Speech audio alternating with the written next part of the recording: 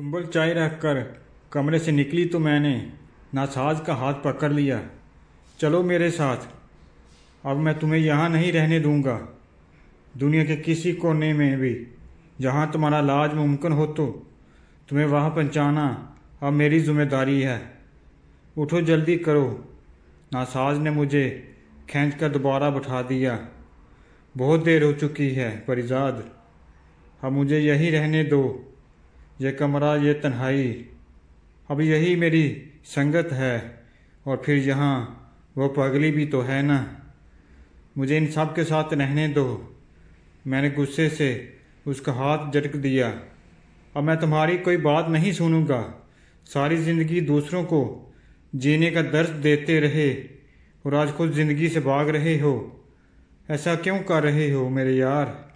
NASA's ने थक कर आंखें मूंद ली। ज़िंदगी खुद मुझसे दामन छुड़ाने की फिक्र में है प्यारे। मैं ही डेटों की तरह इसके दामन से लिपटा हुआ हूँ। हाँ, अब अगर मर भी जाऊँ तो कोई गम नहीं। मेरे जाने के बाद तुम सुंबल का ख्याल रखोगे ना परिजाद? मैंने वापस पलटने से पहले लम्हा भर के लिए उसे देखा। कुछ नहीं होगा तुम्हें, मैं तुम्हें कुछ होने नहीं दूंगा। मेरा शायर बदनाम, कल तैयार रहना, तुम्हें डॉक्टर को दिखाना है। नासाज ने हंसकर मेरी तरफ देखा और शरारत से बोला, तशखीस बजा है कि मुझे इश्क हुआ है। नुस्खे में लिख दो, उनसे मुलाकात मसलसल। अगले रोज़ एनी की गैलरी में भी मेरा ध्यान नासाज की तरफ ही लगा रहा। एनी ने हतमी तौर पर चंद जाविये दुरुस्त किए और मुजस्मे के सामने से हट गई। बस जनाब, हो गया मुकम्मल। उसकी आवाज़ से जोश टपक रहा था। बताइए परिजाद, कैसा बना है आपका स्ट्रक्चर? मैं अपने ख्यालात की दुनिया से चौंक कर पलटा और फिर मेरी भी नज़र एनी के बनाए हुए मुजस्मे पर पड़ी तो मेरी आंखें खुली की खुली रह गई। मैं बेअख्तियार उठकर मुजस्मे के करीब आ गया। मेरी आंखें नम होने लगी। इतना बेदाग, खूबसूरत, मर्दाना, वजाहत से भरपूर चेहरा, ऐसा चेहरा तो मैंने कभी आईने में भी नहीं देखा था। आईनी मेरी हालत से बेखैर अपनी धुन में बोले जा रही थी। मैं अपनी पोरों की आंखों से आपको ऐसा देखती हूँ परिजाद। बताइए ना, कितना करीब तर है ये आपसे? आप चुप क्यों हैं? बोलते क्यों नहीं? क्या मैंने बहुत बुरा स्केचर बनाया है? कुछ तो बोलिए प्लीज़। वो परेशान सी होगी।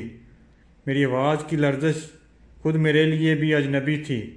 नहीं, तुमने दुनिया का सबसे खूबसूरत चेहरा तराशा है, मगर मैं ऐसा नहीं हूँ प्यारी लड़की। मैं तो वो हूँ जिसे देखकर आईना भी आंखें फेर लेते हैं। सरसराती हवाएं घबरा कर थम जाती हैं। सूरज मद्धम पड़ जाता है और चांद की चांदनी तपती किरणें बरसाने लगती है। वो तड़का मेरे करीब आ गई। ऐसा क्यों कहते हैं आप? मेरी उंगलियों की पोरें कभी झूठ नहीं बोलती। ये मेरे मन की तस्वीर मिट्टी के कलब में डालती है। सच बताइए, इस चेहरे के खदोखाल आपके चेहरे जैसे नहीं हैं क्या? मेरी आवाज़ बढ़ गई। हाँ, खदोखाल, नक्श, आँखें सब मेरे चेहरे से मुशाबा हैं, मगर जो नूर, जो वजाहत तुम्हारी पकीज़ा उंगलियों की कारीगरी ने इस मुजस्मे में मुंतकिल कर दिया है, मेरे पास ऐसी कोई रोशनी नहीं है। वो रो पड़ी। काश मैं उसे ये बात समझा सकता कि दुनिया इसके कोमल मन को आँखों से नहीं देखती, बड़े ज़ाहिर परस्त होते हैं ये लोग। वो जानना चाहती थी कि आज मैं इतना उदास क्यों हूँ। मैंने उसे अपनी और नासाज की दोस्ती के बारे में बताया और ये भी कि वो किस खतरनाक बीमारी में मुब्तला है। एनी ने नासाज से मिलने की ख्वाहिश जाहिर की और मैं शाम डले उसके घर से वापसी पर उसे भी अपने साथ नासाज के पुराने महल्ले वाले घर ले आया। नासाज ने एनी को मेरे साथ देखा तो हस्बे आदत मिसरा उसके होंठों से फिसल गया। सुना है लोग उसे آنکھ بھر کے دیکھتے ہیں۔ میں نے ان دونوں کو متعارف کروایا۔ ناساز نے شرارت سے میری طرف دیکھا۔ سو اس کے شہر میں کچھ دن ٹھہر کے دیکھتے ہیں۔ میں نے اسے گور کر دیکھا۔ باز آ جا، یعنی تم ہی اسے سمجھاؤ کہ اپنی ضد چھوڑ کر ہمارے ساتھ چلے۔ دنیا کی کوئی بھی بیماری لاعلاج نہیں ہوتی، کوشش کرنا ہمارا فرض ہے۔ عینی اور ناساز بہت دیر تک باتیں کرتے رہے۔ ناساز نے فلم کے لیے لکھے ہوئے نغمے بھی عینی کو سنائے۔ کچھ دیر بعد سنبل بھی آ گئی اور حسب معمول دو لڑکیوں کے اکٹھے ہوتے ہی باقی ساری باتیں پس منظر میں چلی گئی اور دونوں ایک دوسرے میں گم ہو گئیں۔ کہتے ہیں وہ لڑکیاں جب آپس میں ملتی ہیں تو عموماً 2.5-3 گھنٹے کی تعارفی ملاقات کے بعد ایک دوسرے سے ان کا پہلا سوال ویسے تمہارا نام کیا ہے ہوتا ہے۔ وہ دونوں بھی برآمدے میں بیٹھی شاید ایک دوسرے سے یہی سوال کر رہی تھی۔ ناساز سرکہ میرے قریب آ گیا۔ تم تو بڑے چھپے رستم نکلے پریزاد پیارے، ایسی پری اپنے ساتھ لیے پھرتے ہو کہ جس کی پہلی جھلک ہی دھڑکنیں روک دینے کا باعث بن جائے، اور پھر بھی کہتے ہو کہ دل ابھی ویران ہے۔ میں نے دکھ سے باہر بیٹھی عینی کی طرف دیکھا۔ وہ دیکھ نہیں سکتی اس لیے میرے ساتھ ہے، ورنہ دوسروں کی طرح یہ رشتہ بھی تضییق یا ہمدردی کے قلم میں ڈل جاتا۔ کبھی کبھی تو مجھے لگتا ہے کہ میں خود اسے دھوکہ دے رہا ہوں۔ اس کے ساتھ چل کر میں نہ صرف خود کو بلکہ اس معصوم اور انجان لڑکی کو بھی لوگوں کے مذاق کا باعث بنا رہا ہوں۔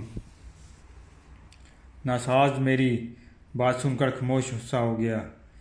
میں باقی ساری دنیا کی طرح یہ کہہ کر تمہارے زخموں پر نمک نہیں چھڑکوں گا کہ دولت ہر مرض کا علاج ہے، لیکن تمہیں ایک مشورہ ضرور دوں گا کہ اگر تم اپنے اندر کی اس آواز کو دبا نہیں سکتے تو پھر اپنا چہرہ بدل ڈالو۔ آخر کب تک خود کو اندیکھے عذاب کی بٹی میں جھونکے رکھو گے؟ میں نے چونک کر ناساز کی جانب دیکھا۔ کیا مطلب یہ کہ آج کل کیا ممکن نہیں؟ صرف جیب میں دبنی ہونی چاہیے، جو ماشاءاللہ اب تمہارے پاس بہت ہے۔ کہیں بھی بیرون ملک جا کر پلاسٹک سرجری کروا لو۔ آج کل تو ساری دنیا کو چہرے بدلنے کا خوابت سوار ہے۔ اچھے خاصے لوگ علاج کے بہانے اپنے چہرے کی نوک پلک سنوارنے کے لیے پلاسٹک سرجری کروا لیتے ہیں۔ ان میں سے کچھ مائیکل جیکسن جیسے جنونی بھی ہوتے ہیں جو ممنوعہ انجیکشن لے کر اپنے سارے جسم کی جلد کا رنگ بھی تبدیل کر لیتے ہیں۔ تو پھر اگر تم اپنی جون بدل لو گے تو اس میں ایسی کون سی قیامت آ جائے گی؟ اتنے میں وہ دونوں اندر چلی آئی اور ناساز نے بات بدل دی۔ رخصت ہوتے وقت ناساز نے عینی سے کہا، سنو لڑکی، آج میں تمہیں وہ بات بتاتا ہوں جو آج سے پہلے تمہیں شاید کسی نے نہ بتائی ہو۔ تمہاری آنکھیں دنیا کی سب سے خوبصورت آنکھیں ہیں، اور میرا دل کہتا ہے کہ جلد ہی یہ آنکھیں اس دنیا کے سارے رنگ دیکھ سکیں گی۔ عینی کی پلکیں نم ہوگی اور ہم وہاں سے پھر ملنے کا وعدہ کر کے چلے آئے، لیکن میرا دھیان یہی رات ناساز کی پلاسٹک سرجری والی بات میں الجھا رہا کہ ایسا ہو سکتا ہے پیدائش سے لے کر آج تک مجھے جن عذابوں کا سامنا رہا ہے وہ سب الجھنیں، کرب اور عذاب یوں ایک ہی جھٹکے میں ختم ہو سکیں گے کیا؟ مگر معتبر کی شناخت بدلنا بھی تو کچھ آسان نہیں۔ جو لوگ اس پریزاد کو جانتے ہیں وہ نئے اور اجالے چہرے والے پریزاد کو قبول کرنے میں کتنا وقت لیں گے؟ ساری رات نہ جانے میں کتنے بے سر و پا خیالات میں میرے خیالی دماغ میں کھٹکھٹانے رہے، جانے کب صبح ہوئی اور کب سورج اور میری کھڑکی کے شیشوں سے جھانک کر دھوپ کا سلام بھیجا۔ دفتر پہنچا تو کمالی میرے ہی انتظار میں کھڑا تھا۔ آرزو کا گلا نہ گھونٹنا۔ کمالی باقاعدہ غمگین ہو گیا۔ میں نے غور سے اس کی طرف دیکھا۔ جانتے ہو کمالی، دنیا کا سب سے ناکام آدمی کون ہوتا ہے؟ وہ جو اپنے ماضی کے کیے گئے فیصلوں کو یاد کر کے حال میں خود کو کوسے۔ تم نے اس وقت وہی فیصلہ کیا جو تمہارے دل نے بہتر جانا، تب تمہاری محبت ہی تمہاری ہر خوشی کا حاصل تھی۔ اگر اس وقت تم فلم انڈسٹری جوائن کر لیتے تو شاید آج ایک نامور آرٹسٹ کہلاتے، مگر یقین کرو اپنی محبت کو کھو دیتے تو شاید آج ایک نامور آرٹسٹ کہلاتے، مگر یقین کرو اپنی محبت کو کھو دینے کی کس تمہیں آج زیادہ غمگین رکھتی۔ جسے تم نے پا لیا بس وہی تمہارا نصیب ہے، باقی سب سراب ہے۔ کمالی نے اس بات میں سر ہلایا۔ شاید آپ ٹھیک کہہ رہے ہیں سر، مگر پھر یہ پایا ہوا نصیب اپنی کشش کیوں کھو دیتا ہے؟ لاحاصل ہی ہمیشہ پرکشش کیوں رہتا ہے؟ میں نے لمبی سانس بھری۔ شاید اس لیے کہ انسان سدا کا ناشکرا ہے، اور رہی بات محبت کی تو ہمیں ایک دوسرے کے ساتھ رہتے اس بات کا احساس ہی نہیں ہوتا کہ کب رفتہ رفتہ ہماری محبت شفقت میں بدل جاتی ہے۔ محبت نہیں رہتی، ایک گہری شفقت بن جاتی ہے۔ کمالی نے حیرت سے میری طرف دیکھا۔ شفقت؟ میں سمجھا نہیں سر۔ ہاں کمالی، شفقت۔ ہماری محبت کہیں کھوتی نہیں ہے، بس کسی اور جذبے میں ڈل جاتی ہے، اور ہم باقی ساری زندگی اسی شفقت کو محبت سمجھتے ہوئے گزار دیتے ہیں۔ شاید اسی لیے ہماری زندگی میں کسی نئی محبت کے لیے جگہ ہمیشہ خالی رہتی ہے، اور یوں ہماری زندگیوں میں نئی محبتوں کا ڈاکہ ہمیشہ جاری رہتا ہے۔ جاؤ کمالی، اپنے بیوی بچوں کو اپنا پورا وقت دیا کرو، کیونکہ کبھی کبھی شفقت کا قرض محبتوں کے ادار سے کئی گنا زیادہ ہوتا ہے۔ کمالی چپ چاپ دفتر سے نکل گیا۔ دوپہر کو لبنہ کا فون آیا تو میں نے اسے خوشخبری سنائی کہ ناساز نے فلم کے سارے گیت لکھ کر استاد بنے خاں کے حوالے کر دیے ہیں۔ میوزک بھی تقریباً مکمل ہو چکا تھا، لہٰذا اگلے ہفتے فلم کی ساری موسیقی ترتیب دے دی گئی۔ سنبل نے مجھے بتایا کہ اس نے مہینوں بعد ناساز کی آنکھوں میں خوشی کی سچی لہر دیکھی جب اس نے اپنی شاعری پر سنبل کی آواز کا جادو جگتے ہوئے سنا۔ لبنہ کی خواہش تھی کہ فلم کے گانے کینیڈا یا یورپ کے کسی حسین مقام پر فلم بند کیے جائیں۔ فلم کی کاسٹنگ مکمل ہو چکی تھی اور اب صرف شوٹنگ کا مرحلہ شروع ہونا باقی تھا۔ میں دن بھر غیر محسوس طور پر طب کے رسالوں اور انٹرنیٹ پر دنیا کے بہترین پلاسٹک سرجنز کی تفصیلات کھوجتا رہتا تھا۔ میرے دفتر کی الماریوں اور میز کے خفیہ دراز اب ایسی معلومات سے بھرے رہتے تھے، مگر یہ سب کچھ میں اس طرح چھپ کر رہا تھا کہ جیسے کوئی چور چوری کرتا ہے۔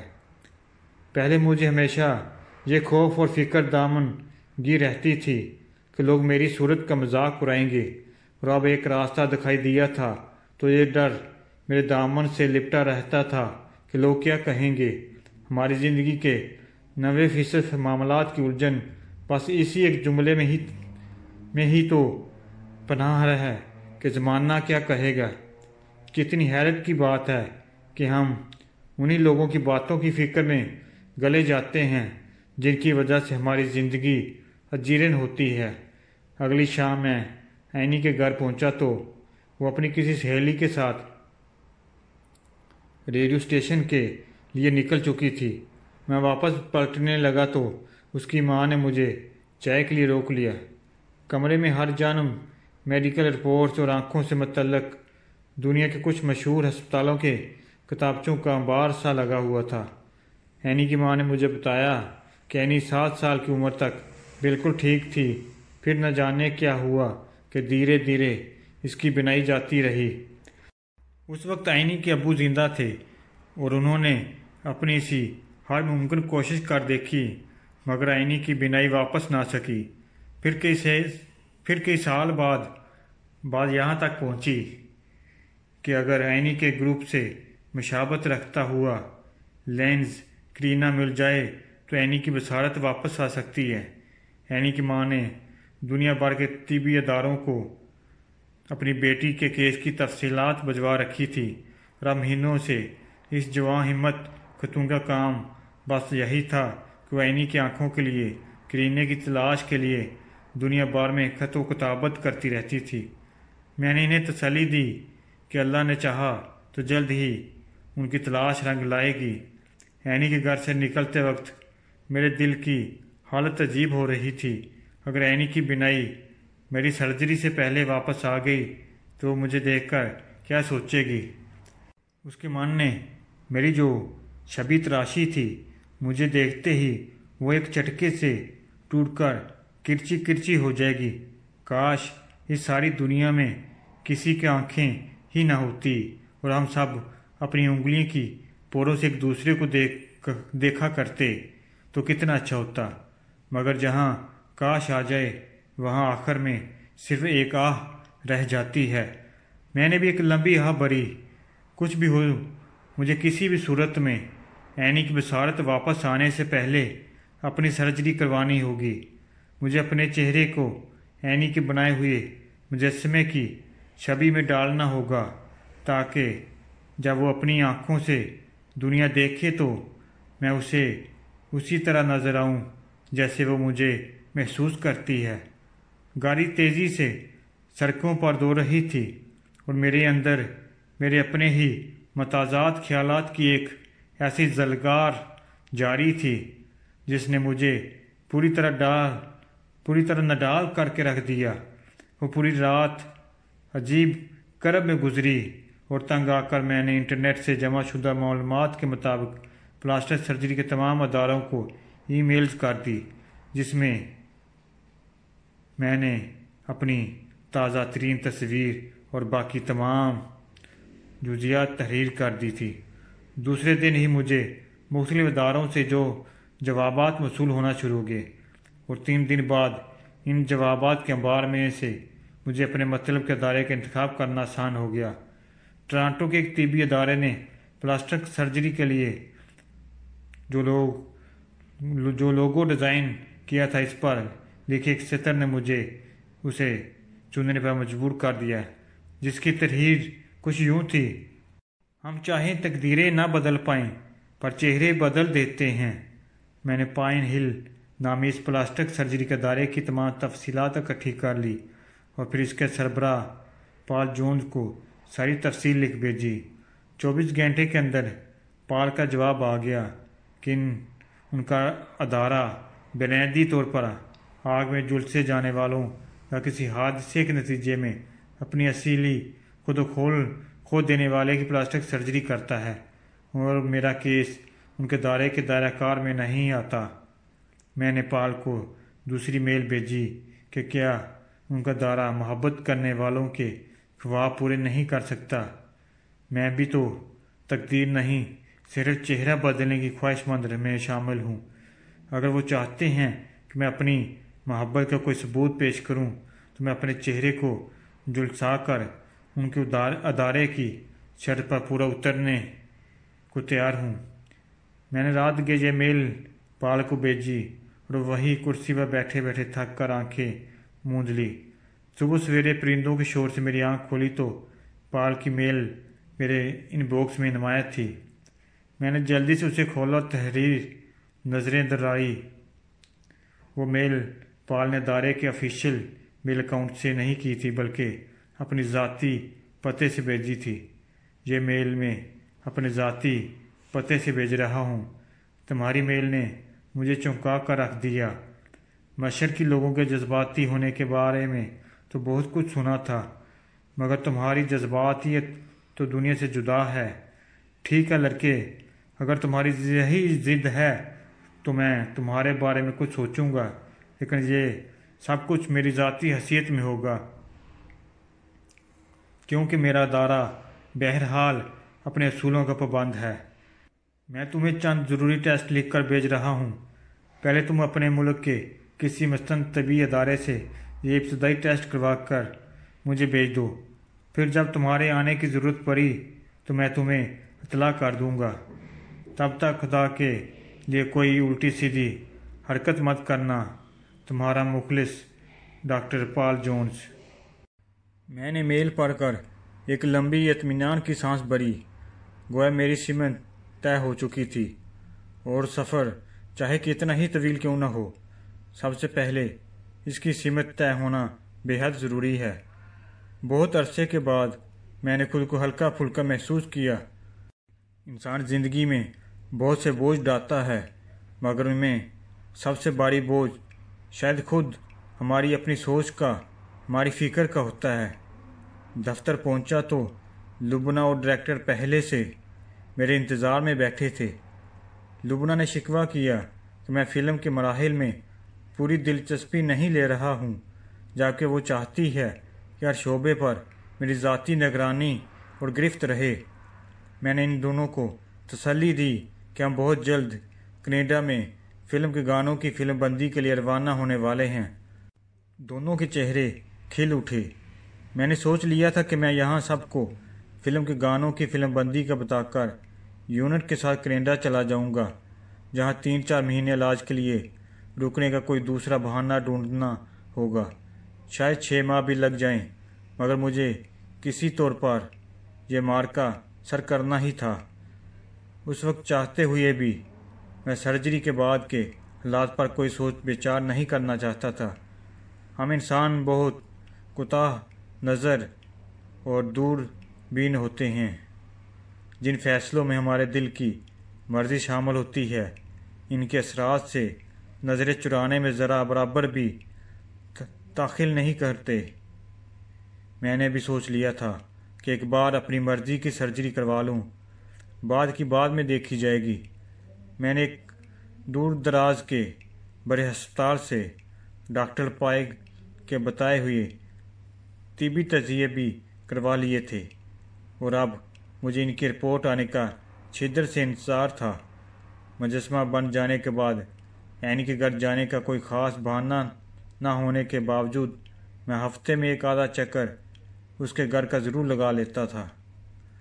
کچھ گلیوں اور کوچے اپنی سمت بلانے کے بہانے خود تراش لیتے ہیں، جانے وہ من موہنی سی لڑکی کس طرح چند دنوں میں ہی میرے دل کے ہر خانے پر اپنا قبضہ جما بیٹھی تھی۔ حالانکہ میں نے تو اس دل کو کورا صد کے لیے بنا کے چابی کسی دریا میں پھینک دی تھی، یا پھر شاید مجھ جیسوں کے دل ہمیشہ کسی مخلص اور مہربان ساتھی کی دستک کا ہی انتظار کرتے رہتے ہیں۔ شام کو دفتر سے اٹھتے وقت اچانک فون پر سنبل کی گھبرائی ہوئی آواز سنائی دی، آپ جلدی سے شوکت خانم ہسپتال پہنچیں، آپ کے دوست کی طبیعت بگڑ گئی ہے۔ میں سب چھوڑ چھاڑ کر کبیر کے ساتھ ہسپتال کی طرف بھاگا۔ راہداری میں کمرے کی طرف جاتے ہوئے میرے قدموں میں سے جان نکلتی جا رہی تھی۔ ناساز کا رنگ سرسوں کی طرح پیلا پڑ چکا تھا۔ اس نے آہٹ بھر آنکھیں کھولی اور مجھے دیکھ کر خشک سوکھے پتے جیسے ہونٹوں سے بے مشکل مسکرایا۔ رستہ روک رہی ہے، تھوڑی جان ہے باقی۔ رستہ روک رہی ہے، تھوڑی جان ہے باقی۔ جانے ٹوٹے دل میں کیا ارمان ہے باقی۔ جانے بھی دے اے دل سب کو میرا سلام۔ میں چلا، میں شاعر بدنام، میں چلا محفل سے ناکام، میں چلا۔ میں نے لپ کر اس کا ہاتھ تھام لیا۔ کہیں نہیں جا رہے ہو تم، سنا تم نے؟ میں اس شاعر کو کہیں نہیں جانے دوں گا۔ اس کے سرہانے کھڑی سنبل اور استاد بنی کی آنکھوں سے آنسو ٹپک رہے تھے۔ وہ بے مشکل آنکھیں کھول کر بولا، دیکھ پریزاد پیارے، یہ تو واقعی اسی فلم کا سین بن گیا یار۔ لگتا ہے جیسے میری کہانی ڈائریکٹر نے 30-40 سال پہلے فلما دی تھی، مگر یار میں بہت تکلیف میں ہوں۔ یہ جان تو نکلتے نکلتے جان نکال دیتی ہے۔ میں نے اس کے ہونٹوں پر ہاتھ رکھ دیا۔ چپ ہو جاؤ، خود کو نڈال مت کرو۔ نہیں پیارے، بولنے دو مجھے، بس آخری تھکن ہے، اس کے بعد تو آرام ہی آرام ہے۔ ناساز نے سنبل کی طرف دیکھا۔ یہ کہانی بھی ادھوری رہ گئی پریزاد۔ میرے جانے کے بعد ان باپ بیٹی کا پورا خیال رکھنا، اور جب تمہاری فلم ریلیز ہو تو اس کے ٹائٹل میں میرا نام۔ ناساز بولتے بولتے اچانک خاموش ہو گیا۔ میں نے گھبرا کر اس کا چہرہ تھپتھپایا۔ ناساز، چپ کیوں ہو گئے؟ بولتے کیوں نہیں؟ تم ہم سب کو اتنا برا دھوکہ دے کر نہیں جا سکتے۔ بولو دغا باز، جھوٹے بات کرو۔ میری چیخیں سارے ہسپتال میں گونج رہی تھی۔ استاد بونے نے ہسپتال کے عملے کی مدد سے مجھے ناساز کے بے جان جسم سے دور کر دیا۔ میں چیختا چلاتا رہ گیا۔ استاد بونے نے دبوچ کر مجھے گلے لگا لیا۔ چپ کر جاؤ، ناساز اب کبھی نہیں بولے گا، وہ مر چکا ہے۔ اب تیری یاد سے وحشت نہیں ہوتی مجھ کو، اب تیری یاد سے وحشت نہیں ہوتی مجھ کو، زخم کھلنے سے اذیت نہیں ہوتی مجھ کو۔ اب کوئی آئے چلا جائے میں خوش رہتا ہوں، اب کوئی آئے چلا جائے میں خوش رہتا ہوں۔ اب کسی شخص کی عادت نہیں ہوتی مجھ کو، ایسا بدلا ہوں تیرے شہر کا پانی پی کر، ایسا بدلا ہوں تیرے شہر کا پانی پی کر۔ جھوٹ بولوں تو ندامت نہیں ہوتی، میں نے بھی کی ہے محبت تو کسی کی خاطر، میں نے بھی کی ہے محبت تو کسی کی خاطر۔ کوئی مرتا ہے تو حیرت نہیں ہوتی، اتنا مصروف ہوں جینے کی ہوس میں یارو، اتنا مصروف ہوں جینے کی ہوس میں یارو، سانس لینے کی بھی فرصت نہیں ہوتی مجھ کو۔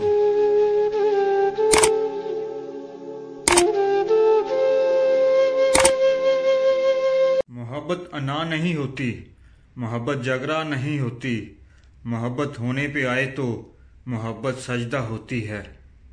محبت حساب نہیں ہوتی، محبت کتاب نہیں ہوتی، محبت ہونے پہ آئے تو محبت بے نیاز ہوتی ہے۔ محبت حزن نہیں ہوتی، محبت ملال نہیں ہوتی، محبت ہونے پہ آئے تو محبت توکل ہوتی ہے۔ محبت حبس نہیں ہوتی، محبت موسم نہیں ہوتی، محبت ہونے پہ آئے تو محبت ابد ہوتی ہے۔ محبت شکایت نہیں ہوتی، محبت عادت نہیں ہوتی، محبت ہونے پہ آئے تو محبت فطرت ہوتی ہے۔ محبت بدگمان نہیں ہوتی، محبت پریشان نہیں ہوتی، محبت ہونے پہ آئے تو محبت دھیان ہوتی ہے۔ محبت تنہا نہیں ہوتی، محبت شکستہ نہیں ہوتی، محبت ہونے پہ آئے تو محبت فتح ہوتی ہے۔ محبت نحیف نہیں ہوتی، محبت ناتواں نہیں ہوتی، محبت ہونے پہ آئے تو محبت طاقت ہوتی ہے۔ محبت غافل نہیں ہوتی، محبت کاہل نہیں ہوتی، محبت ہونے پہ آئے تو محبت جادواں ہوتی ہے۔ محبت مردہ نہیں ہوتی، محبت افسردہ نہیں ہوتی، محبت ہونے پہ آئے تو محبت شہید ہوتی ہے۔ محبت فنا نہیں ہوتی، محبت بقا نہیں ہوتی، محبت ہونے پہ آئے تو محبت محبوب ہوتی ہے۔ محبت بحث نہیں ہوتی، محبت ضد نہیں ہوتی، محبت ہونے پہ آئے تو محبت رضا بے قضا ہوتی ہے۔ محبت تھکن نہیں ہوتی، محبت پس مردہ نہیں ہوتی، محبت ہونے پہ آئے تو محبت حرارت جان ہوتی ہے۔ محبت فتنہ نہیں ہوتی، محبت فساد نہیں ہوتی، محبت ہونے پہ آئے تو محبت آداب ہوتی ہے۔ محبت ہوس نہیں ہوتی، محبت آریان نہیں ہوتی، محبت ہونے پہ آئے تو محبت لباس ہوتی ہے۔ محبت رنجش نہیں ہوتی، محبت سازش نہیں ہوتی، محبت ہونے پہ آئے تو محبت اخراش ہوتی ہے۔ محبت شعبدہ نہیں ہوتی، محبت ہونے پہ آئے تو محبت معجزہ ہوتی ہے۔ محبت کذب نہیں ہوتی، محبت کرب نہیں ہوتی، محبت ہونے پہ آئے تو محبت حق ہوتی ہے۔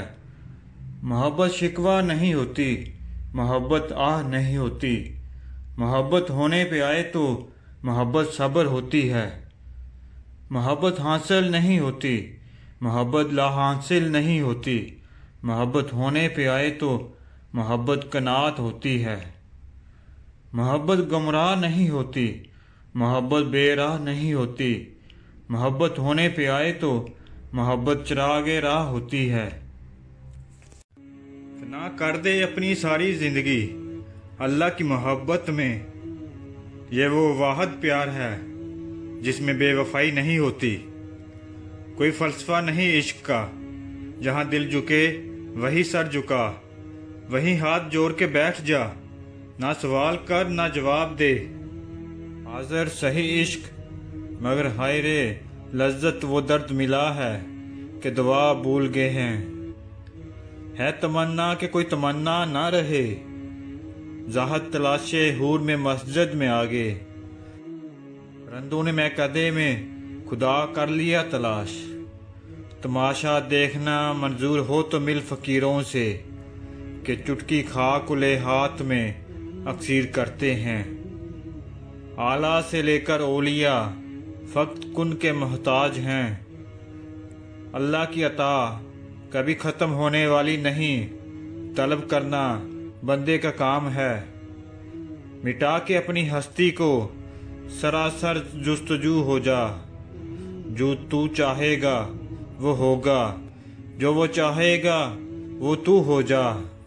یہ لازم تو نہیں کہ تجھے آنکھوں سے ہی دیکھوں، تیری یاد کا آنا تیرے دیدار سے کم تو نہیں۔ شمس عشق یار طلوع ہوا جب سے، دنیا میری نگاہ میں غروب ہو گئی۔ حسن یوسف جیسا ہو یا صورت بلال جیسی، عشق اگر روح سے ہو تو ہر روپ کمال ہوتا ہے۔ دل جھکانا بھی لازم ہے زاہد، سر جھکانا ہی سجدہ نہیں ہے۔ میں نے خواہ مخواہ احساس کو لوگوں میں ڈھونڈا، یہ ذات خدا کے سوا اور کہیں بھی نہیں ہے۔ گنگناتا جا رہا تھا ایک فقیر، دھوپ رہتی ہے نہ سایہ دیر تک۔ ناچ سکھا دے اٹھ بلیا، میرا یار گیا ای رس بلیا۔ بادشاہوں نے بادشاہی چھوڑ کر درویشی تو قبول کی، لیکن کسی درویش نے درویشی چھوڑ کر بادشاہی نہیں قبول کی۔ یہ عشق کرے شکستہ وہ عشق کرے غازی، ہائے وہ عشق حقیقی، ہائے یہ عشق مجازی۔ سر اٹھا کر بھی دعا مانگنا جائز ہے، مگر سجدہ کر لیا جائے تصویر بدل جائے گی۔ اللہ کی محبت میں کتنا سکون ہے نہ یار، نہ ڈر ہے بے وفائی کا، نہ خوف جدائی کا۔ مرہم دینے والا جب اللہ ہو تو ملنے والا ہے زخم بے اثر ہے۔ نہیں جنت نہ سہی، خیر جہنم ہی سہی، اتنا تھوڑا ہے مجھے تو کسی قابل سمجھا۔ بہت اچھا لگتا ہے تجھ سے مانگنا میرے اللہ، ساری زندگی مجھے کسی کا محتاج نہ بنانا۔ کوئی چارہ نہیں دعا کے سوا، کوئی سنتا نہیں خدا کے سوا۔ عشق کا مذہب تمام مذہبوں سے جدا ہے، عاشقوں کا مذہب اللہ تعالی ہے۔ عاشق غم سے غمگین نہیں ہوتا۔ ہم اللہ کی محبت تب دیکھتے ہیں جب دنیا کی محبتیں ہمیں تھکا دیتی ہیں۔ زندگی میں ہر پریشانی کا صرف ایک ہی حل ہے، اللہ سے بات کریں، اللہ سے مانگیں، अल्लाह पे छोड़ दें, अल्लाह पर भरोसा करें, अल्लाह से कहें और कहते रहें। अल्लाह की मोहब्बत के अलावा दुनिया की हर मोहब्बत दुख देती है। मेरे वहम से मेरे गुमान तक ये मरहला वफा का था, मेरी तलब से मेरे नसीब तक ये मामला खुदा का था। जब्त करता हूँ तो हर जख्म लहू देता है, शिकवा करता हूँ तो अंदेशा रसवाई है। रहजन क्यों कर न लौटे रहबर के नाम से, चल रहा है ऐब का सिक्का हुनर के नाम से। कभी आ लब पे मचल गई, कभी अश्क आंखों से डल गए, ये तुम्हारे गम के चिराग हैं, कभी बुझ गए कभी जल गए। कभी यूं भी आ मेरे रूबरू कि तुझे पास पाके रू परूं, कभी यूं भी आ मेरे रूबरू कि तुझे पास पाके रो परूं। खुशियों की ओज जिसने बहुत जख्म दिए हैं, ये दिल उसी कातिल का पता ढूंढ रहा है। मौत से यारी ना थी, हस्ती से बेजारी ना थी, इस सफ़र पर चल दिए हम जिसकी तैयारी ना थी। उलझा के रख दिया है इसी कश्मकश ने मुझको, वो आ बसा है मुझ में या मैं उसमें खो गया हूँ। मन चाहे दर की ठोकर इंसान का क्या हाल करती, ये बस वही बता सकता है जिसे ठोकर लगी हो। वक्त गुजरता दिखाई नहीं देता, पर हर चेहरे पर एक दास्तान लिख जाता है। मेरी मंजिलें भी अजीब थी, मेरा यकीन भी था कमाल पर। कभी सब कुछ मिला बिना तलब, कभी कुछ ना मिला सवाल पर। लम्हे में बिखर जाता है ताना बाना, और फिर उम्र गुजर जाती है यकजाई में। ये लाजम तो नहीं कि तुझे आंखों से ही देखूं, तेरी याद का आना तेरे दीदार से कम तो नहीं। रिश्तों को जोड़े रखने के लिए कभी कभी गूंगा बहरा अंधा होना पड़ता है। जिंदगी से थोड़ी वफा कीजिए, जो नहीं मिलता उसे दफा कीजिए। लोग कहते हैं खुश रहो, लेकिन मजाल है रहने दें खुश। ये खबर है इत्तेफाक नहीं, हम जैसे होना मजाक नहीं।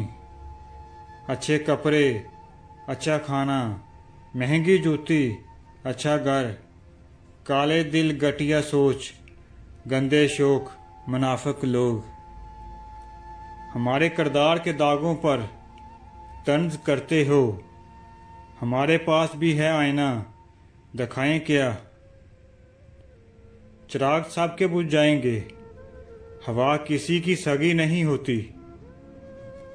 थोड़ा सुकून भी ढूंढिए, थोड़ा सुकून भी ढूंढिए साहब, ये ज़रूरतें तो कभी पूरी नहीं होंगी। एक मास्क से क्या होगा, चेहरे तो कई हैं तुम्हारे। मुनाफिक और बदतमीज़ का फ़र्क किया जाए तो बदतमीज़ इतना ख़तरनाक नहीं जितना मुनाफिक। उसको ना भूल जाना, इस आर्जी खुशी में एक मौत का भी दिन है 2 दिन की ज़िंदगी में।